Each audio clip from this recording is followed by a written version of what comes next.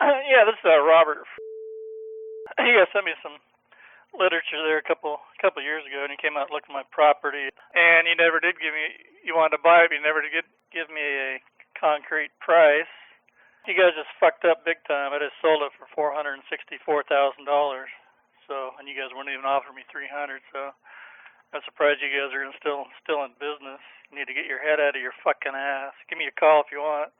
I like to rub it in your face, you motherfuckers.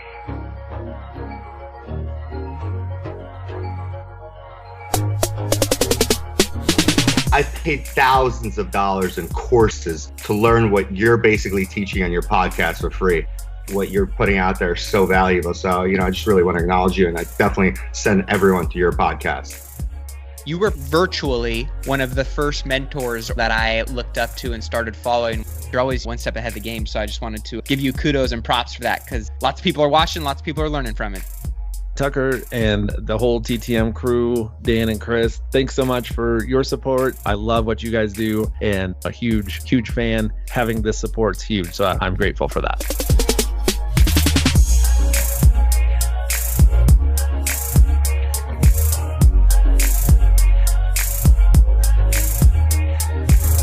It's episode 231, and this is the Real Dealz podcast. That's right.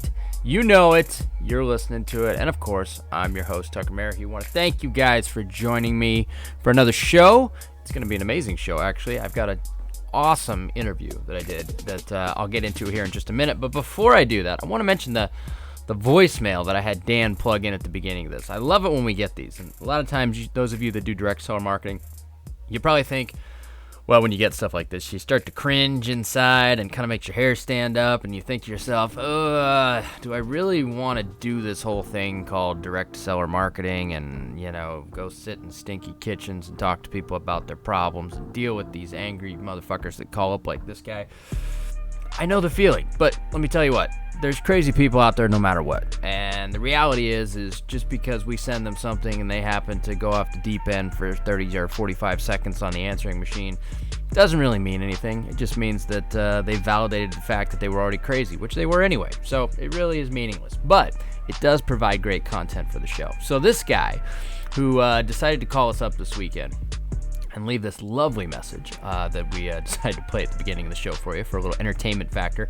We saw him about almost 4 years ago, and it was one of the more disgusting houses that we had ever been in. And his brother lived in the house, and it was basically a tweaker crash pad. So his brother obviously had some drug problems. This guy obviously has got some problems too, as you can tell from the message. But there was literally dog shit everywhere. Like, you walk in and you could not step in dog shit. It was literally everywhere. We had to, going up the stairs, we had to zigzag, back and forth on our tippy toes to not step in dog shit. It was like they were living in feces everywhere. It was unbelievable. It was disgusting. And then on top of that, the guy wouldn't give us a price, and so if he wouldn't give us a price, we weren't going to give him a number, because that's just how we work. And or actually, you know what? I take that back. I think he did give us a price, but it was a ridiculous price, and so we were like, we just kind of soft passed him and said, you know what? Sorry, we can't meet that. If your expectations change in the future, no problem. But before we left, there was this moment, and Chris and I still remember it because we were joking about it this morning in the office. He was extra sweaty. It was a sunny day, but it wasn't hot. It was probably let's call it 75, and it was a pretty heavily shaded area, and it's not like we were running a marathon or anything. But he was sweating like a pig, just sweat dripping off his forehead, which was odd, to say the least. But right before we left, there's that, well, thanks for showing us around, we'll do our numbers, we'll get back in touch, whole conversation. And right before we left, he goes and he wipes his forehead with his shaking hand. And then he puts his hand out to shake ours, and it was the most disgusting thing ever.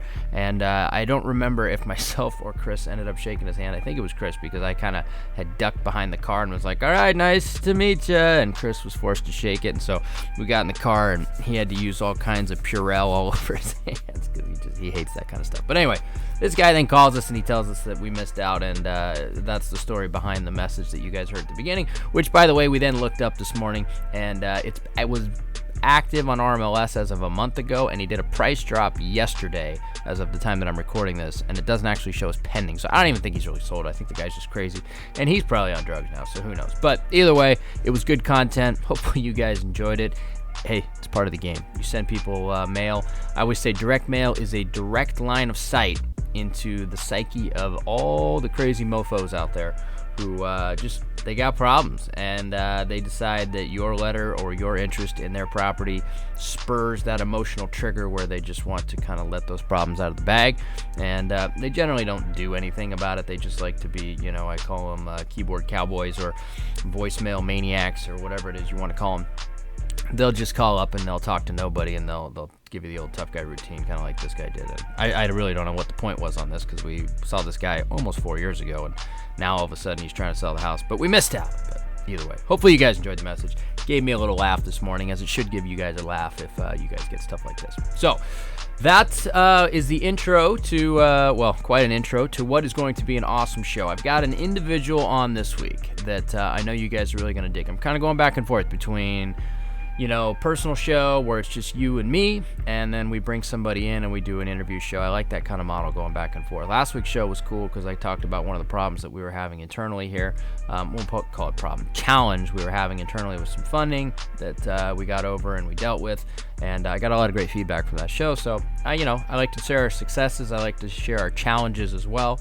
I think there's a lot more to be learned from challenges and failures than there are successes, and so hopefully you guys got a lot from that, whether it be maybe not tactical type stuff, but just mental type stuff. Because a lot of this, as I figured out, the longer I do coaching and just kind of talk to other investors, the biggest difference between people that make it and people that don't in this business is the space between your two ears. That's it. That's really it at the end of the day. And if you get that right, it sounds cheesy and hokey and very, Tony Robbins-like, but, if you can manage that airspace between your two ears properly, the rest of it just falls into place. And that's where a lot of people fall short, or they need additional support or guidance or just reinforcement to make sure that airspace between your ears stays right. So anyway, that was last week's episode. This week's episode is with a gentleman by the name of Ian Morell. And Ian is quite the dude, let me tell you. He has been named to the top 40 under 40 for the Puget Sounds Business Journal. He has two companies that he's a part of. He's the CEO of Caliber Real Estate, and he's also a partner at Rain City Capital, which is basically a hard money company. And so he is heavily involved in a number of different aspects of the real estate business. And his business, Caliber Real Estate, has got multiple different facets. It's got a big brokerage attached to it.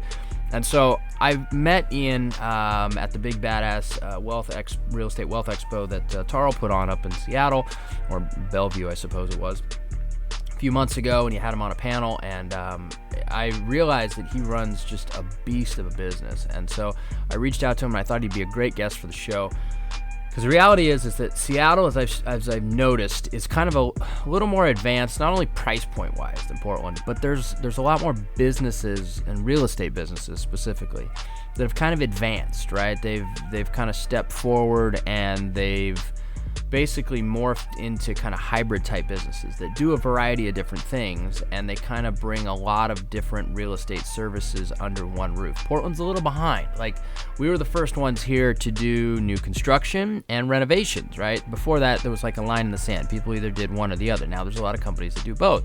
I would like to say that we're probably partly responsible for driving some of those business models, but it's just the evolution of a business and the evolution of our city kind of growing up. Seattle is a little more grown up, and so because of that, there's more evolved businesses as well. And I was really fascinated by the model that Ian runs at Caliber, where they have a big brokerage attached to it, or a good-sized brokerage, and they're going to keep growing it and make it bigger and bigger. But it basically acts as a great backstop to essentially a wholesaling business on top of that. So really cool interview, a lot of great insight. I love talking to actual business owners that are in the trenches running their business every day, as opposed to people doing kind of the podcast circuit and just trying to rah-rah and sell their coaching programs or get you over to listen to their stuff and whatever. Nothing wrong with that, because obviously I want you guys to listen to my stuff. But for me personally, and you guys probably feel it too when you listen on the other end, I like talking to the business owner because I can get into the nitty gritty, or at least the business owner that's in the real estate trenches. We can talk turkey, we can talk challenges. We can talk about how, angles, revenue, why they do certain things, why they have certain departments, what kind of marketing they're doing to keep their guys busy, the risk they're taking on when they have a bigger company like that, how they're going to mitigate that risk moving forward. All these things, all these factors that are interesting to me as a fellow business owner or a real estate business owner. These are things that I wanted to try and explore with Ian, and he did a fantastic job of kind of pulling back the curtain and talking about it all. And I think you guys are going to be the beneficiaries of what is a tremendous interview. So thanks, Ian, very much for joining us, as I will say probably multiple times on this show, but just an awesome interview, and you guys are going to dig it. Now, before we get into all that, a couple things I want to mention. Number one is, if you have not already, make sure you go to iTunes or Google Play, download our Driving for Dollars app. You get a 5-property free trial, so it's free to download, and then from there it's $19.99 a month, and you can pull as much data as you want, and you get where somebody lives, which basically allows you to hit them with the direct mail campaign, so whether or not it's owner occupied or non-owner. You get to find out when they purchased the property, so you can kind of determine right away if they bought it in the last 2 or 3 years. Probably no deal there. Number 3 is you get their mortgage information, so you know approximately what they owe. And number 4 is you get their phone number. And so from there you can utilize one of the systems that we use ourselves, which is Roar. If you listen to a past show, you can go link up with them. It's ROOR, and you can utilize them for ringless voicemail and text blasting, among other things. But once you have that information, you can direct mail them, you can text blast them, you can voice blast them, and you can cold call them too. I had somebody that came up to me at one of the last events that we spoke at and said, hey, I was driving in the car with your app, opened it up, and you can actually click on the phone number within the app, and they called somebody, and they got a meeting with them right then and there about talking about buying their property. I was like, you should have called me and told me, and shot a little video and whatever, send it to us. We love to hear that kind of stuff. But anyway, point is that it's free to download, and it's $19.99 a month, and you can pull as much data as you want and make as many lists as you want. So go get it if you have not already. It's a tremendous tool, and we use it every single week here in our own business. Secondly, for those of you that are on our mailing list, we're sending out a once a week thing to kind of clarify the different coaching programs. I hate calling it coaching programs. It's more real estate education programs that we have, right? And masterminds that we have available to those of you guys that are listening. And we kind of have them at different tiers. We've got an entry-level one, which is our DFA Launchpad. We have a more seasoned mastermind group, which is tremendous, insanely affordable to say. It's $199 a month, which is our Deal Finders Academy mastermind group. It meets once a year, and we have just got a tremendous group of just really high quality individuals from all over the country that have varied businesses. It's just a huge asset to be able to utilize that knowledge base for questions on a daily basis, interact with them. That's our Deal Finders Academy, and that's kind of our mid-level, we'll call it, in terms of cost. But in terms of quality, you're getting top notch. And then, of course, we have our REI Deal Generator program, which is currently in its beta stage, and we have our small group of beta selected students that are going through that, and we're in the process of deploying the first rounds of marketing for all of them. And we're going to open up probably some slots in that again as we move forward. We're going to get through this first round of beta students and make them all super successful first, of course. But anyway, if you have not already, make sure you sign up for our emails, and you'll get the emails each week that kind of break down the different programs that we have. And that way you can see if any of them are fit for you and see if we can help you take your business to the next level, or surround you, if nothing else, with more great people that are doing this each and every day via our mastermind group. So we'd love to hear from you.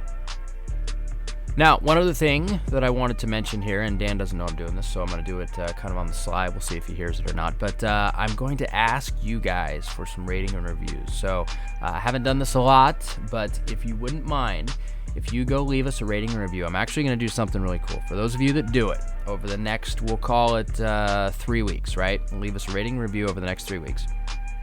If you take a picture of your rating and review, the person who gives us the best review with the rating, right? You probably got to give us a 5-star rating to give us a good review. But if you give us the best review with a rating, I will give you both our negotiating with sellers and our flipping teardowns for free.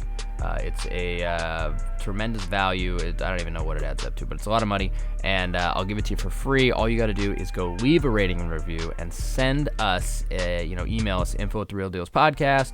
Send us a picture of the rating and review that you left, and the best one, I will give you access to both of those for free. It's we'll call it bribe, but we got to do what we can for iTunes to really help continue to propel us in the rankings, and so that way more and more people can see it. And so that's what I'm going to do. I'm going to bribe you guys. So I know that it takes a bribe to get me to do things, so I'm going to try it with you guys and see how it works. So go do it. Send us a picture, and I will hold to my word. That's for sure. Now, before we get into the interview with Ian, a couple quick things. What's going on with me and the company over the course of the past week? Well, of course, we were dealing with some funding shortfalls that we fixed. We've got a project that we're punching out this week that'll hit the market at about $1.7 million. Turned out just awesome, and we're also close on another one that's probably 2 or 3 weeks behind it, and we got a whole bunch of stuff going on, to be honest with you, and it's been kind of crazy with 2 little kids and just trying to balance everything, work, life, education side of the business and everything else, but that's what we do. And so I would say, if there's one tip that I can give all you guys out there that are kind of balancing a lot of things as well, is really make a list of the things that you need to accomplish each day. I do that every morning, and sometimes I'll do it at night, the night before, but I'll do it in the morning before kiddos get up and gets crazy. And it's really seemed to help me a lot lately, really stay on point and on task and make sure that I'm not killing a lot of time throughout the day. So we got a lot going on. We're going vertical on a ton of stuff. And we got an awesome contract that we're going to be signing up here midweek that came from a direct mail campaign followed up by a ringless voicemail campaign for a 2-lot deal that's in Lake Oswego. So we're super stoked about that. The price that we got on it is friggin' smoking for what you normally get these days, which is everybody wants way too much money for their house. So anyway, without further ado, I want to have you guys listen to this interview with Ian. He gives away some really cool tips and also just does a great job pulling back the curtain and really showing you guys what a big real estate investing business looks like and how you run one in a super competitive market of the Seattle area. All right, guys, enjoy the show. All right, Real Dealz podcast listeners, I want to talk quickly about our show's sponsor, Iron Bridge Lending. If you guys have not reached out to Iron Bridge already to talk to them about funding some of your upcoming flip projects, I highly encourage you to do so. I've known the owner of Iron Bridge for a very long time. I've personally borrowed millions of dollars from them over the years to do a number of different projects, and I can say without a doubt, they are the best hard money lending company I have ever come across, and that is the reason why they are the sole sponsor of this show. I've had a lot of other companies reach out to me and want to sponsor this show, but I just won't do it. I feel like I need to be genuine in who we have sponsoring the show, and it needs to be somebody that I've personally done a ton of business with. So I personally vouch for their ability to be the best, hands down, in the world of hard money lending. You won't find better programs, you won't find better terms, and they're lending or will be lending in over 20 states. So chances are, if you're hearing this in whatever state you're in, it's definitely worth it to check out their website, reach out to them, see if they're lending in your state, and if they are, I would absolutely encourage you to do business with them. Another very cool thing to note is that they have a program for most rehabs where you can actually borrow up to 90% of the purchase price. Now, this is given the fact that you are actually buying a deal, which if you're listening to the show, that means you probably are. But if you have an actual deal on the table, they'll fund up to 90% of your purchase price, and they'll even give you rehab funds on top of that, which means that it only takes 10% down to get into a project, which is unbelievable in the hard money world. So do yourself a favor, reach out to Iron Bridge Lending, have a conversation with them, see if they're a good fit for you and for your next project. I can guarantee you that you'll be happy that you did.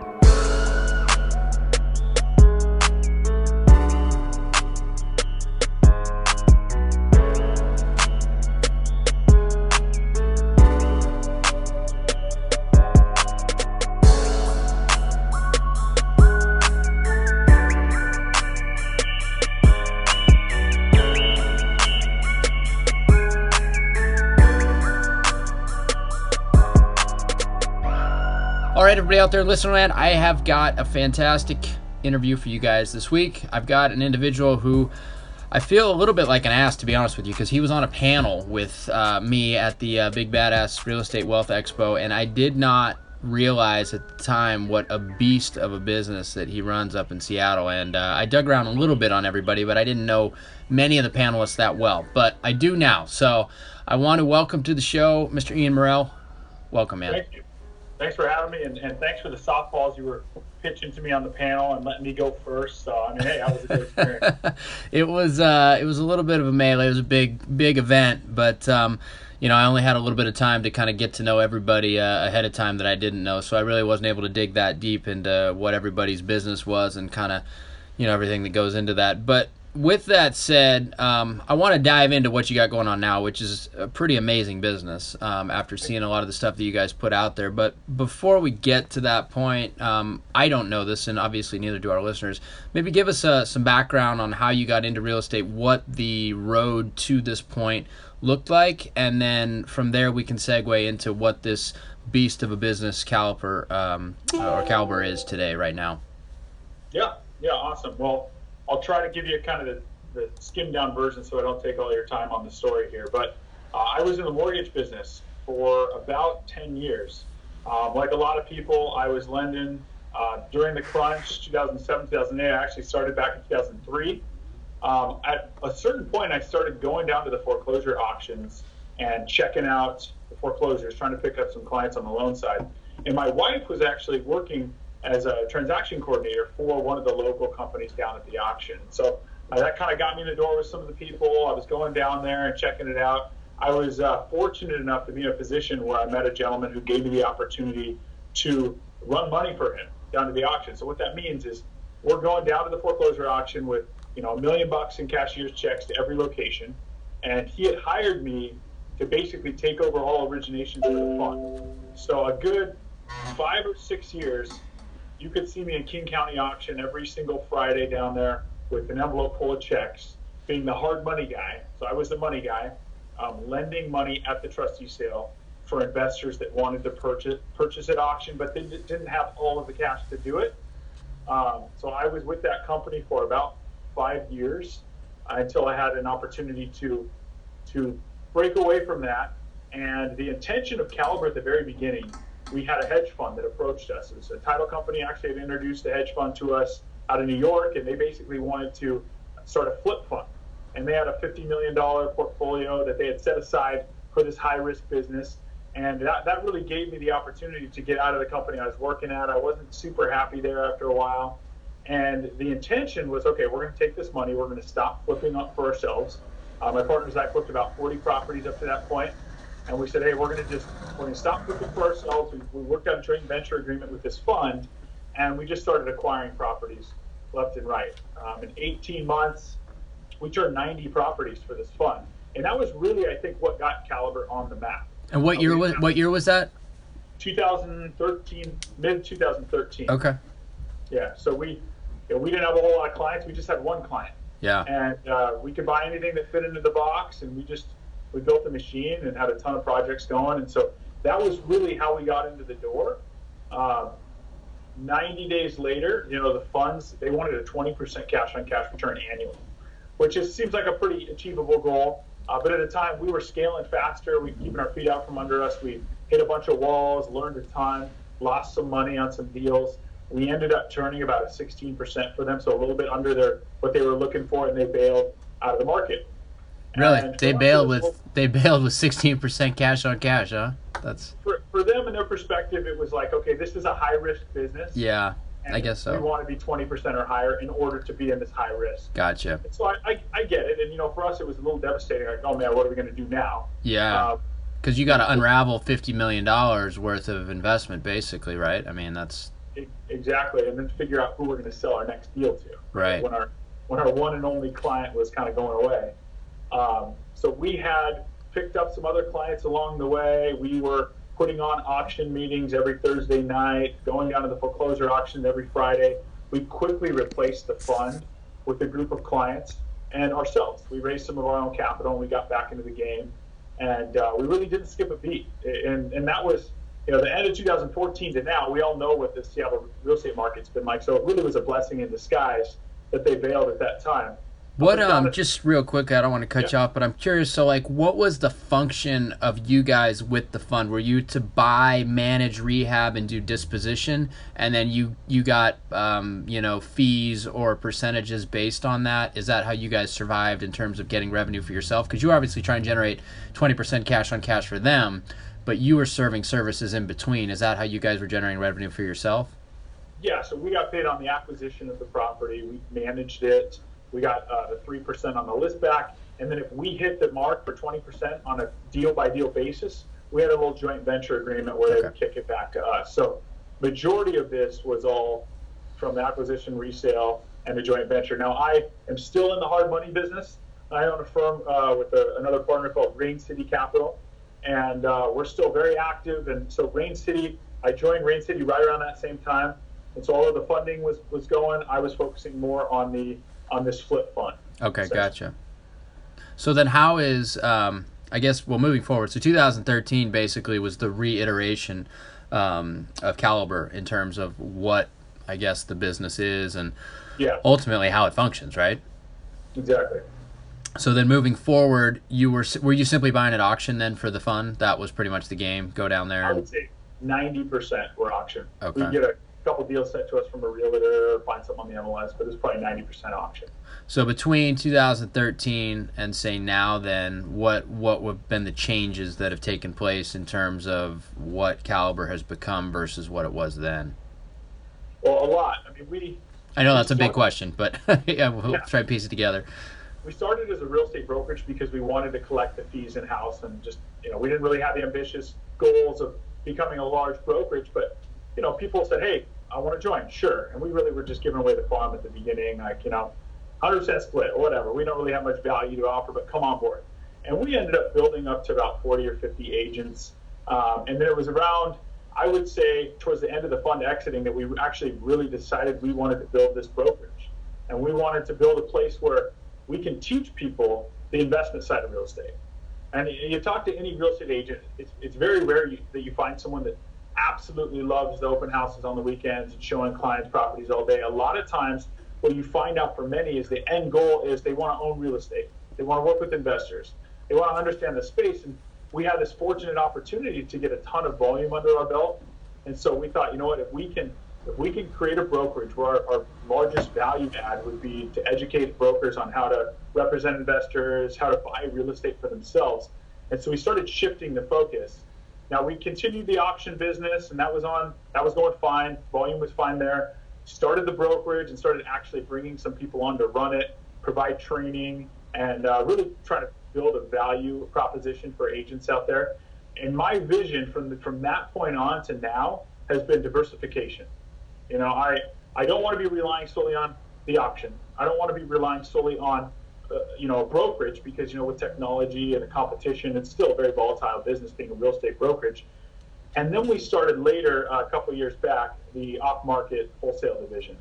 And so we basically have a three-pronged approach now where we're providing auction inventory, which at the moment is pretty close to dead. I have never seen the inventory as low as it is today in the 12 years I've been going on the auction. The off-market stuff has been a big piece. Supplementing that, and then the brokerage. So now we have this diversified business, and of course the hard money's still cranking as well. But I just didn't want to be all in on one particular thing, and I wanted to be able to weather any real estate storm that was coming. I lived through 07, 08 like many of us, and it keeps you up at night sometimes still knowing that I need to be aware of what's possible around the corner, and therefore I'm trying to build something that will sustain any market condition. Yeah, we entered the business basically the same time doing approximately the same thing, which was slanging money, essentially, in 2003 to residential buyers, essentially, or retail buyers in the mortgage game.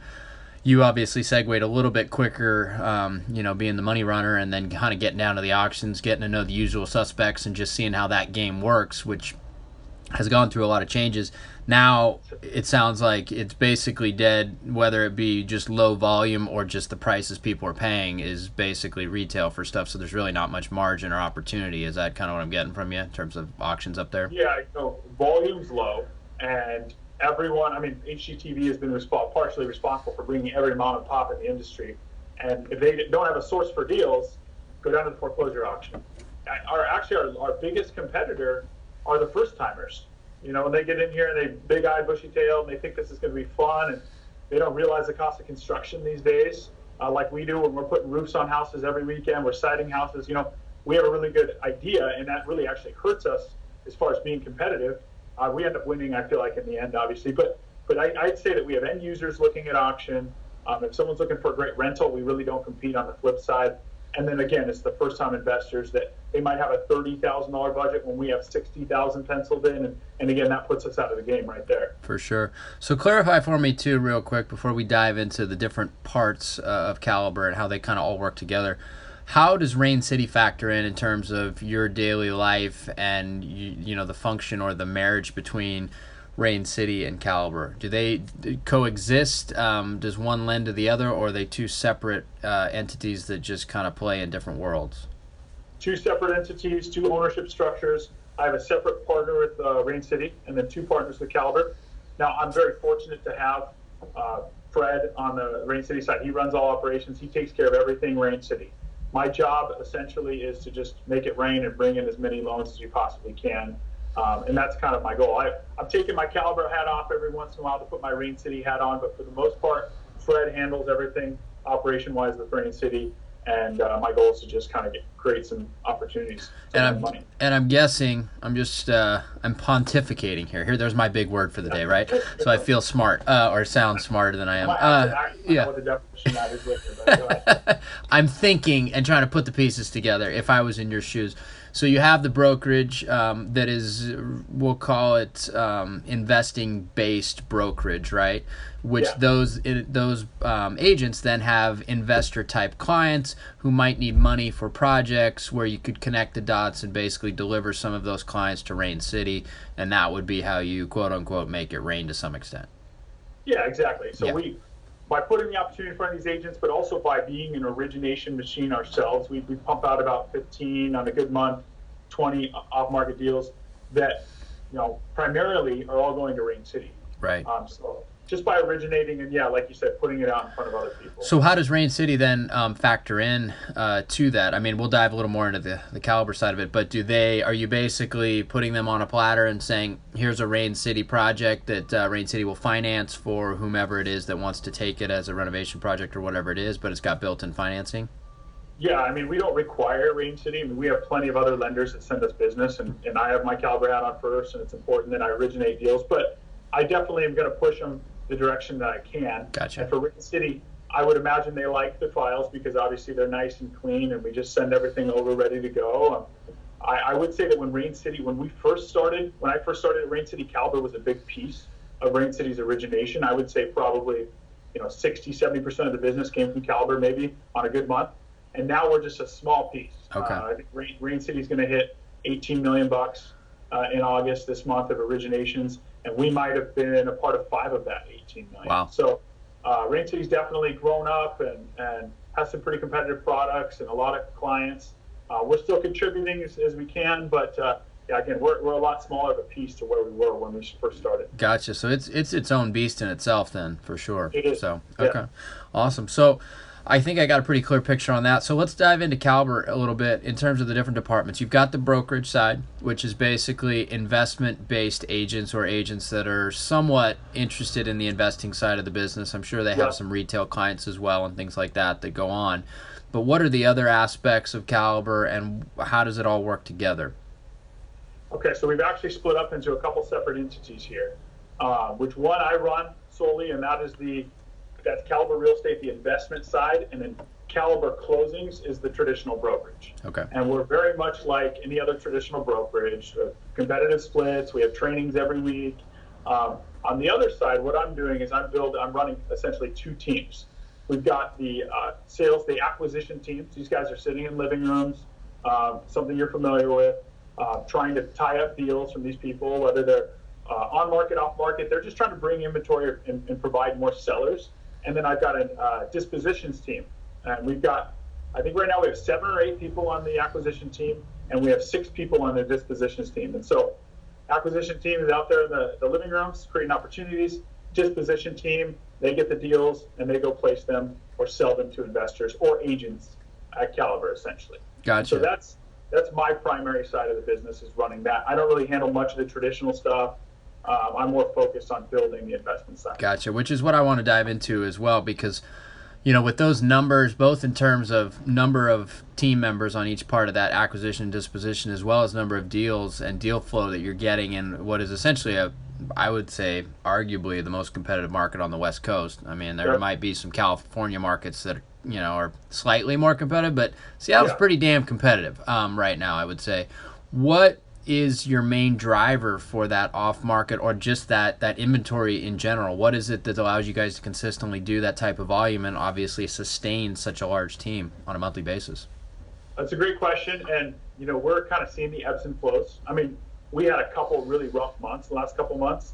Now that the public perception has become really quickly that, oh my gosh, the market's getting soft, we're going to take that, we're going to run with it. Yep. We're going to utilize that as our best friend when we're sitting in living rooms. But we've had the ebbs and flows. The public perception has a lot to do with, what price we're getting these properties at. But I feel like it's a lot of money. It's very expensive. I mean, we're throwing a ton of money at this machine, and we are making sure. I mean, you've got, as you know, so much that goes into first identifying the lists that you're going to be marketing to, or which marketing source you're going to be utilizing. The leads coming into a certain funnel, CRM, that our salespeople are going to be living out of every day. And then, that's probably, I'd say 20%. The 80% is actually the salesperson that knows how to go in there and deliver, the sales pitch and try to find people's. We hit on this all the time, is find their motivations, find their pain points. If we can create a situation where it's a win-win and we can market to a list, but we actually don't market to distressed properties at all. We market to people that might be in certain situations in life where they need to liquidate quickly. And if we can come in there and provide a fair price, and might not be the highest price, but people go in and they assume that highest price gets it. If we can just identify what their needs are, and it might be quick, it might be easy, it might be whatever it is, we create opportunities that maybe other people would pass on. We utilize seller financing as much as we possibly can. It allows us to pay a little bit higher for properties if we can package them up that way. So we've had to become more and more creative than the original just give me an offer. And that we just tied up 4 last week that were 9 months or longer is how long we've been working with these sellers. Wow. And so it shows that most people, and myself included, I'm a sales guy at heart, but I've always been a one-call close guy. You get me on the phone with them, I can sell a timeshare, I can sell a cell phone, I can sell someone right there. But what we realize when we start jumping into this business is this is a long sales cycle. And you're really required to have patience with these people and build relationships and rapport, because right now might not be their time. 6 months, they might not be ready. But guess what? That 9, 10, 12 months, when they're ready, you're the guy because you built rapport. And so that's the biggest mind shift, I feel like, where we first just started dumping mail and answering the phones and trying to get something in contract that week. Our nurturing system had a ton of flaws. It didn't exist. So by building out the nurturing system, teaching the salespeople to be patient and go through the motions, and it's not an instant gratification business. It's been challenge after challenge, but we're finally kind of at a point where it's kind of cruising along. Yeah, we've dealt with some of those same challenges. Portland is, I think, equally competitive but smaller, so it almost feels more competitive at times because we just have less city to go after, and so we've had to get very nimble in terms of, okay, let's find some pockets that aren't overexploited, that we can create some opportunities and conversations with people that maybe aren't just getting hammered constantly, right? And so that's been our game. But for us, our number one driver has been direct mail. Is that your guys' number one driver to starting these conversations, or do you have a combination of things? We have a few different things. Direct mail is still consistently, a go-to. And we're always going to continue to split test other marketing methods, but yes, direct mail is the one thing that you can rely on. If you send out X amount, you're going to get X response. And then, like I said, 80% is the sales team, boots on the ground, I feel like. And what are they, just, you're talking about the agents? The sales guys that I have. I mean, okay. Anyone can go to bigger pockets and they can go educate themselves on what we're all using the same CRM. The majority of us are using Podio, and a lot of us are finding the same list brokers and everything. So if you get really good at that, right, let's say you track and you get the leads coming in, I feel like those guys taking the leads are the most important part of our side. Right.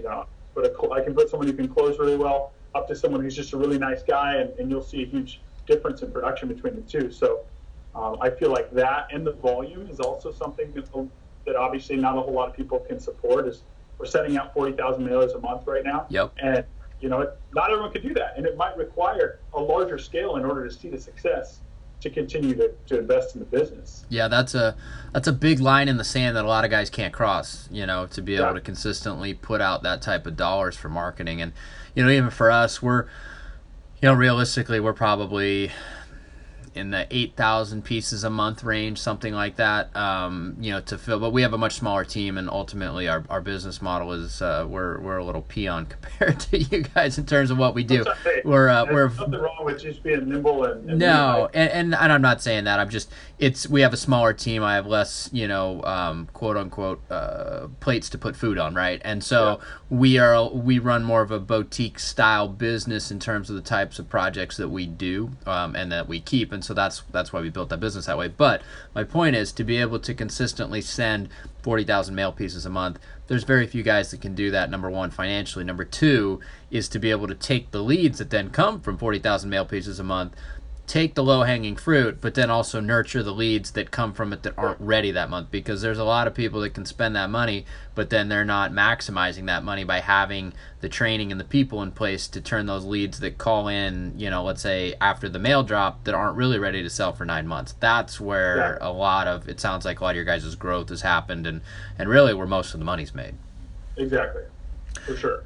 So with all that volume, because I got another question for you, and this is something that we wrestle with, and I've been going back and forth on the best way to do it. We have high price points. You guys have high price points. We're pushing a lot of money around. $5 million in the Midwest goes a long ways. In Portland and Seattle, it goes about 60% of the way in Portland or in Seattle as it does in Portland. You guys are more expensive than us.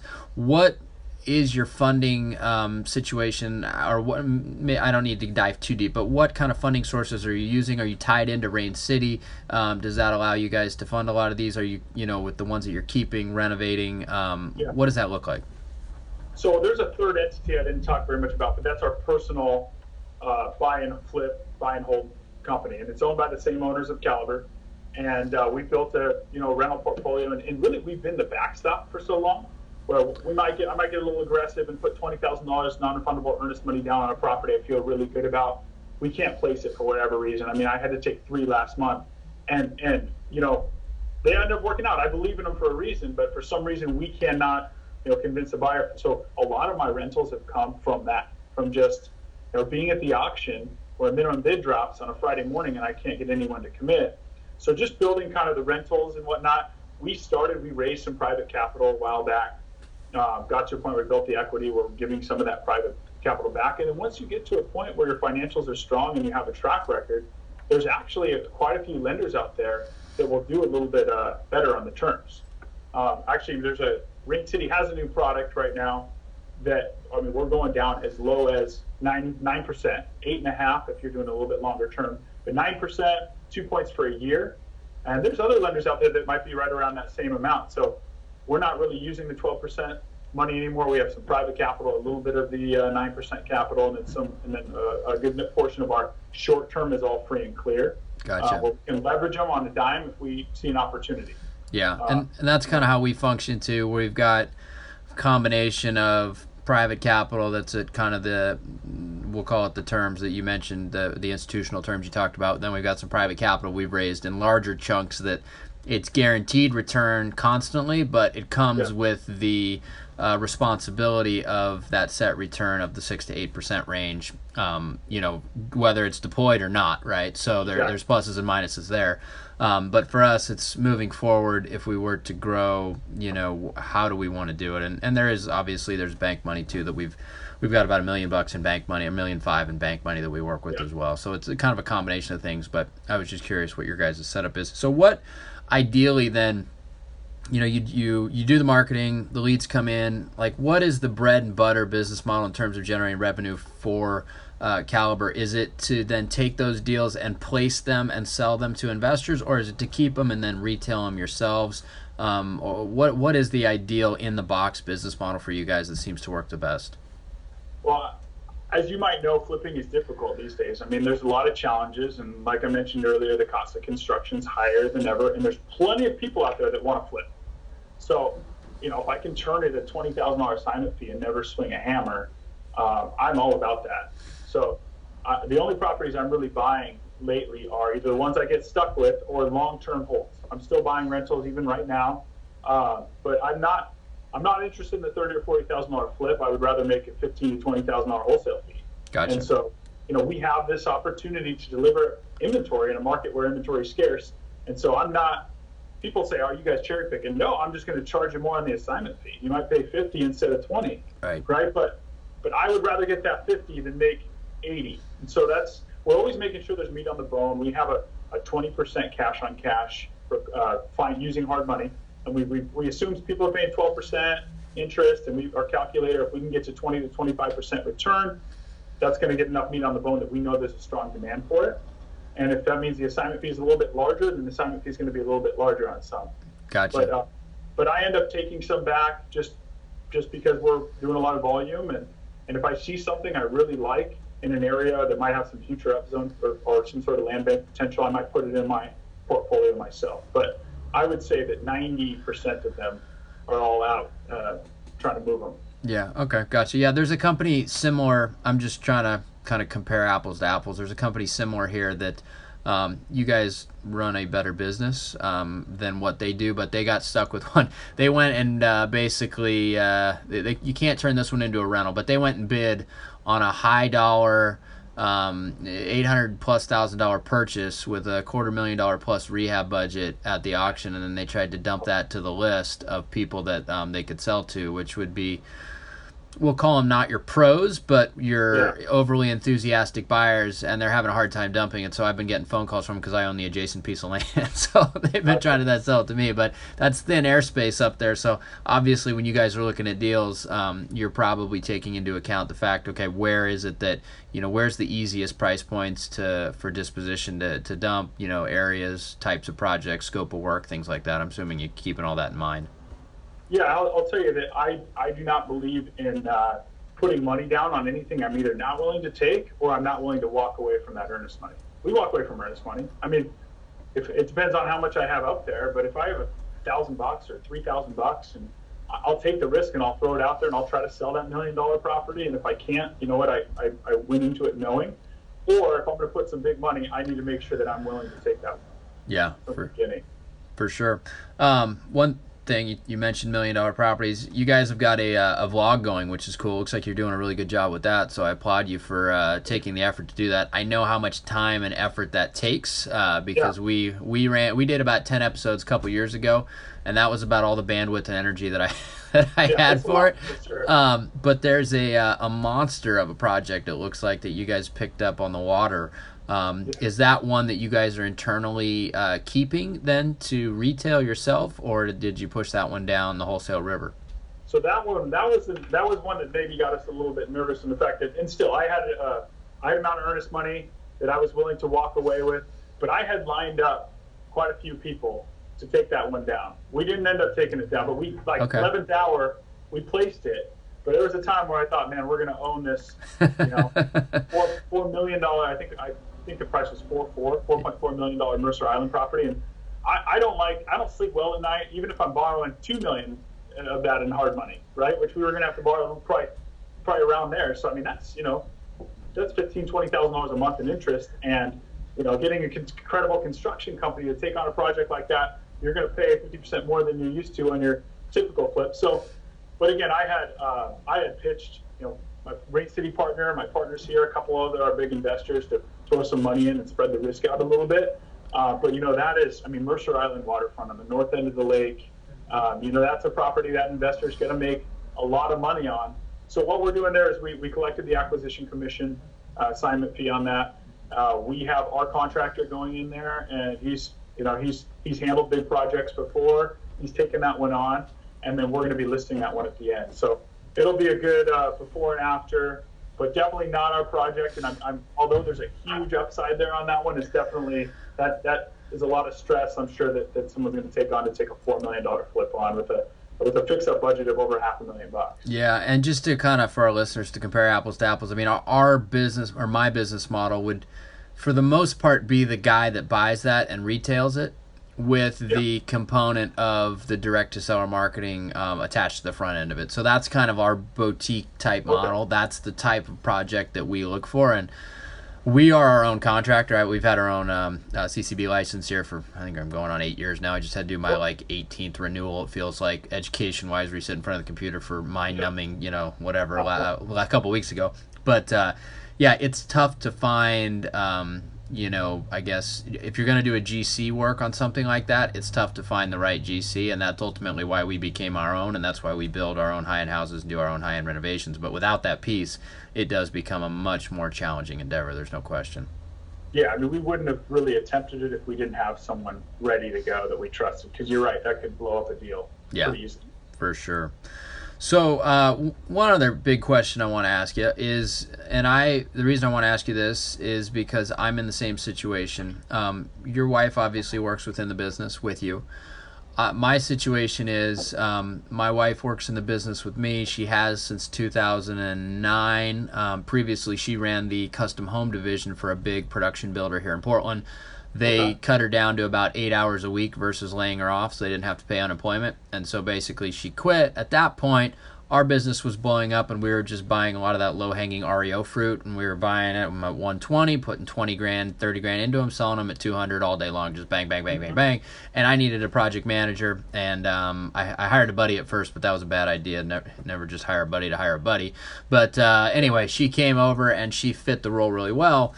Fast forward to today, she does all of our design, all of our scheduling, and basically all of our project management. So there's a balancing act in having a spouse in the business with you, and I would definitely say we're never perfect at it, but I'm curious what your advice is and what your experience has been having a spouse in the business with you.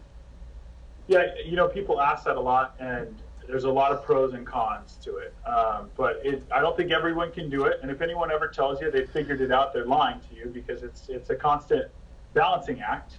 Our struggle that we've had in a long time is being able to turn it off, because we run the company together. She's 2 doors down here, and so she's running operations, and I'm the person that she's talking to more on a daily basis, making decisions, and she has to try to remember that, like, we have these positions, and we need to not talk like a married couple, but talk like business professionals, and we do that most of the time.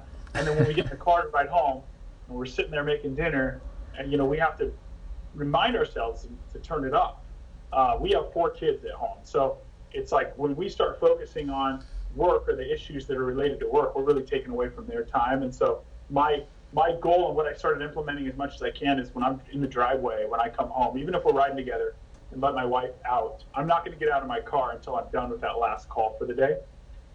Because for me at work, it's not as much of a balancing act. There might be times where, I'm going to walk away, right? I'm going to fight another battle another day. But really for us, it's just balancing the home and work life. And so for me, I'll make that last call in the driveway, not answer my phone for the rest of the night. Anything that's urgent at 7 o'clock on a weeknight is going to be just as urgent at 7 a.m. the next day, and trying to really keep that balance. But there's some really great things about working with your spouse, and we make a great team, and she accents me really well. They call me the trailblazer, where I'm just storming, trying to make stuff happen, and she's got me on the leash, pulling me back to reality sometimes, right? And she's the one that's looking at the P&L saying, hey, maybe we should put the brakes on. And it's so healthy for our business that we have that, or I'd be just I'd be running around like crazy burning money, I'm sure.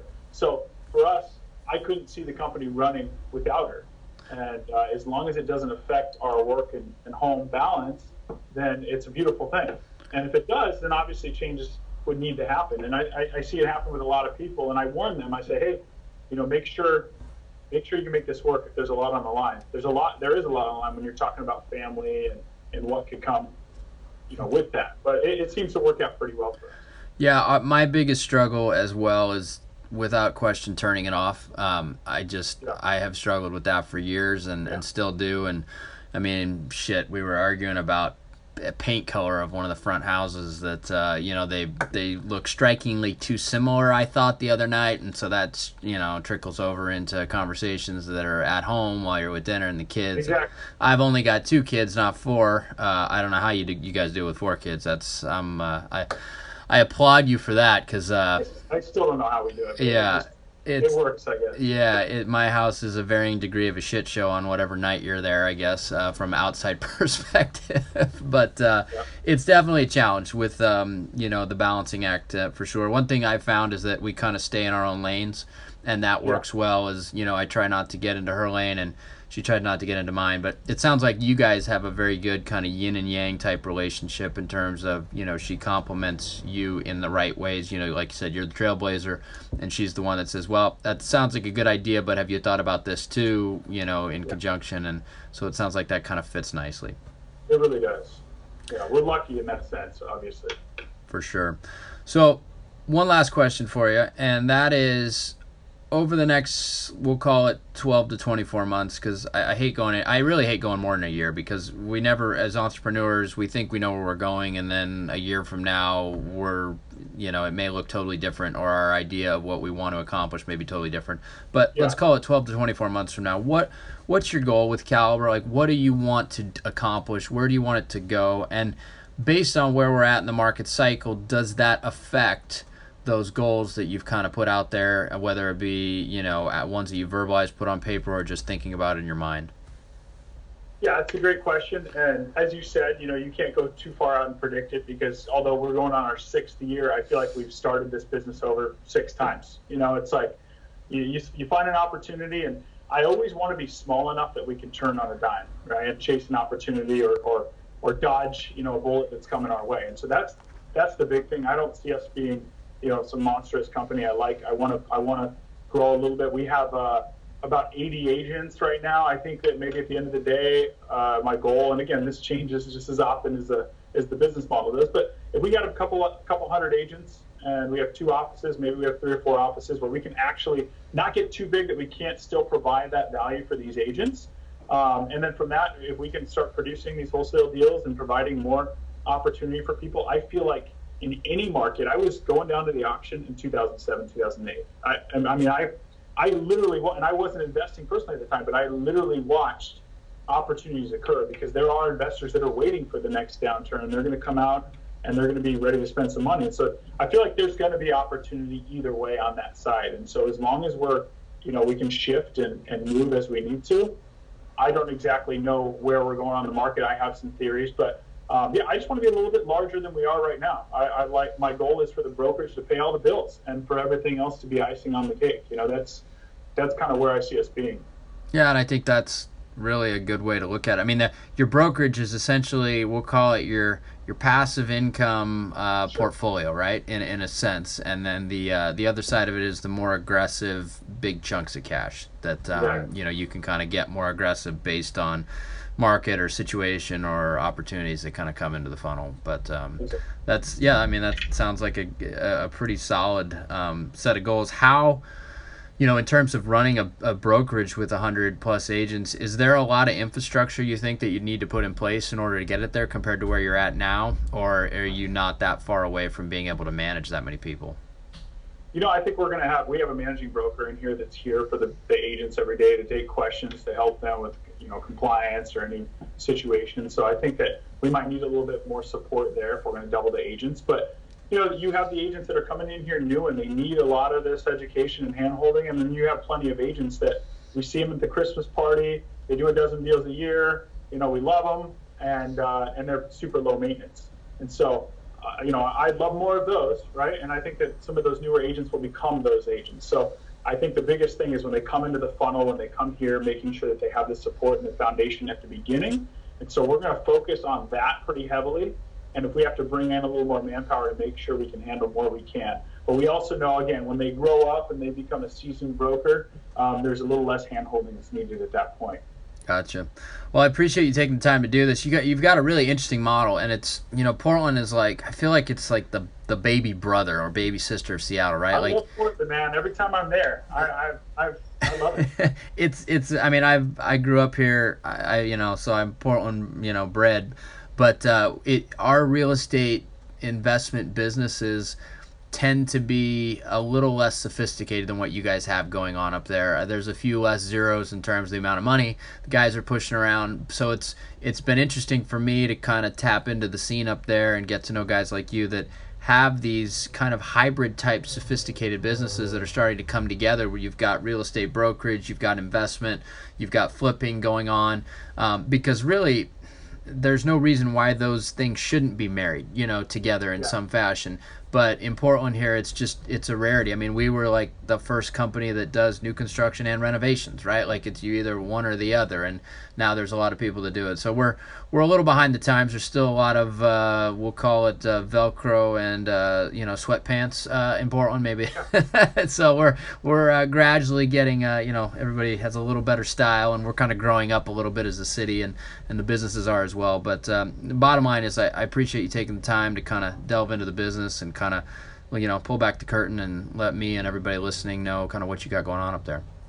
Yeah, no, I appreciate the opportunity to come on the show, and anytime you have me, I'd love to come in here and chat a little more with you about the business. For sure. Well, before I leave you, one last thing. I'll also congratulate you on the Puget Sounds 40 under 40 list. I saw you made that. I'm sure that was a big accomplishment for you. Yeah, so awesome. I'm sure that was a fun party as well that they throw for everybody. So it's end of September. Okay. Okay. All right. Well, either way, I'm sure you'll have a good time. So, all right. Well, thanks much, and we'll talk soon. All right. Thanks, Tucker. Take care.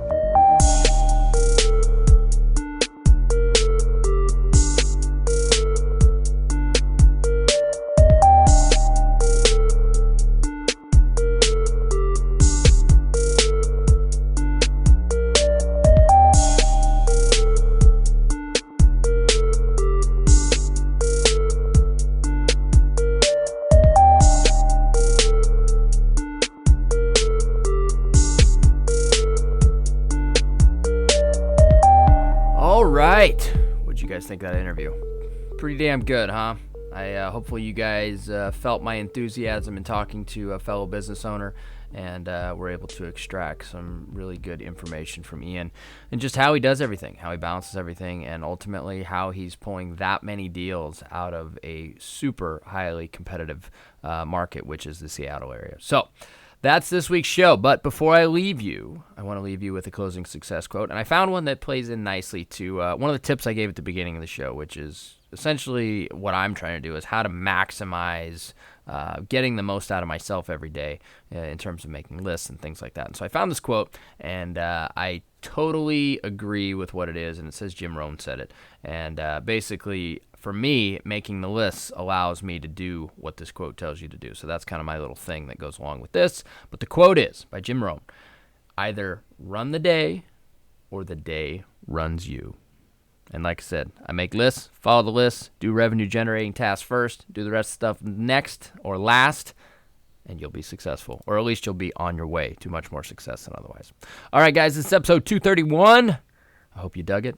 I'll see you all next week. It was all a dream. I used to read Word Up magazine. Salt and pepper and heavy D up in the limousine. Hanging pictures on my wall. Every Saturday, rap attack Mr. Magic Marley Marl. I let my tape rock till my tape pop. Smoking weed and bamboo, sipping on private stock. Way back when I had the red and black lumberjack with the hat to match. Remember rapping Duke? The hard, you never thought that hip-hop would take it this far. Now I'm in the limelight cause I rhyme tight. Time to get paid, blow up like the world's trade. Born sinner, the opposite of a winner. Remember when I used to eat sardines for dinner? Peace to Ron G, Brucey B, Kid Capri, Funk Master Flex, Love Bug, Star Ski. I'm blowing up like you thought I would. Call a crib, same number, same hood. It's all good. And if you don't know, now you know, nigga. You know very well who you are. Don't let them hold you down. Reach for the stars. You had a goal, but not suddenly. 'Cause you're the only one. I made the change from a common thief to up close and personal with Robin Leach. And I'm far from cheap. I smoke skunk with my peeps all day. Spread love, it's the Brooklyn way. The Moet and Alizé keep me pissy. Girls used to diss me. Now they write letters cause they miss me. I never thought it could happen, this rapping stuff. I was too used to packing gats and stuff. Now honeys play me close like butter play toast. From the Mississippi down to the East Coast. Condos in Queens, indo for weeks. Sold out seats to hear Biggie Small speak. Living life without fear. Putting 5 carats in my baby girl ear. Lunches, brunches, interviews by the pool. Considered a fool cause I dropped out of high school. Stereotypes of a black male misunderstood. And it's still all good, And if you don't know, now you know, nigga. You know very well who you are. Don't let 'em hold you down. Reach for the stars. You had a goal, but nothing remained. 'Cause you're the only one. I'll give you good and winning. Super Nintendo, Sega Genesis. When I was dead broke, man, I couldn't picture this. 50-inch screen, money green, leather sofa. Got 2 rides, a limousine with the chauffeur. Phone bill about 2 G's flat. No need to worry, my accountant handles that. And my whole crew is lounging, celebrating every day, no more public housing. Thinking back on my one-room shack. Now my mom pimps an act with minks on her back. And she loves to show me off, of course. Smiles every time my face is up in the sauce. We used to fuss when the landlord dissed us. No heat, wonder why Christmas missed us. Birthdays was the worst days. Now we sip champagne when we thirsty. Damn right I like the life I live. Cause I went from negative to positive and it's all. And if you don't know, now you know, nigga. You know very well who you are. Don't let 'em hold you down. And if you don't know, now you know, nigga. You had a goal, but nothing remained. 'Cause you're the only one. And if you don't know, now you know, nigga. Representing B-Town in the house. Junior Mafia, Math Label.